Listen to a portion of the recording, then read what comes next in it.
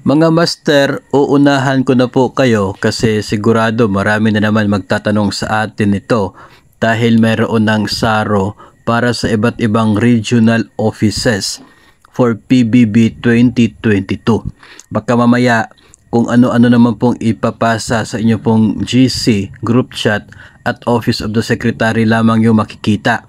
Dapat po ating alamin na ito po ay intended for DBM. Unang-una po, ito pong inilabas na SARO ngayong araw para sa PBB 2022 sa iba't ibang regional offices, Office of the Secretary ng Department of Budget and Management. Para po ito sa DBM, no? Kasi ilang beses na rin in the past na yung mga SARO na pinuputol po, no, nakakrap yung pinapadala sa mga group chats, pinapakita lamang Office of the Secretary, mayroon ng PBB na SARO, pero yung departamento po ay hindi po ito para sa DepEd o kaya ay any other departments. Ito po ay para sa DBM, Department of Budget and Management. So sila po ay eligible sa PBB 2022 and nabigyan sila ng pondo ngayong araw galing mismo sa kanila pong ahensya.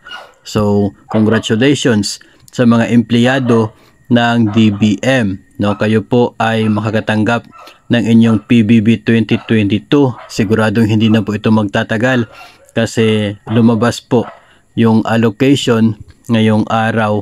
No, ito pong SARO para po sa inyong PBB 2022. So far, DBM pa lamang at yun pong isang